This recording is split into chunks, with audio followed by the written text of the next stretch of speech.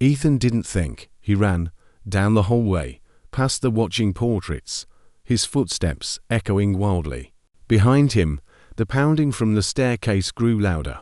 Faster, something chasing him. He reached a door and threw it open. A kitchen. Old, abandoned, the air thick with decay. He slammed the door behind him and pushed a heavy table against it, his hands shaking violently. The pounding stopped. Silence. Ethan leaned against the wall, gasping. "It's just a house. Just a house." A whisper answered him. "No, it's not." He froze.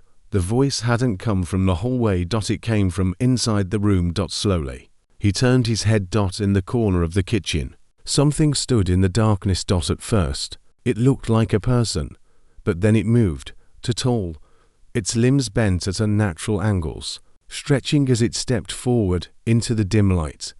Its face, there wasn't one, just smooth, pale skin, except for a mouth, a long, thin smile that stretched far too wide. Ethan couldn't breathe. "You came on your own," it said, though its mouth didn't move. "That makes it easier." Ethan stumbled backward, knocking over a chair. What are you?" The thing tilted its head. "I am what stays." The door behind him exploded inward.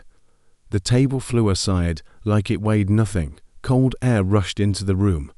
Ethan screamed and ran again. Past the creature, through another door and stopped. He was back in the hallway. The same portraits, but now, every figure in them was gone. The frames were empty. Ethan's stomach dropped. Slowly, he turned around. They were standing behind him. Dozens of them. The people from the portraits, their bodies twisted, their faces frozen in those same unnatural smiles, watching him, waiting. "No, please." One of them stepped forward, a woman with hollow eyes and a broken neck that hung loosely to one side. "You shouldn't have come," she whispered. Ethan turned and ran toward the front door. It was right there. He grabbed the handle and pulled. It opened. Hope surged through him until he looked outside.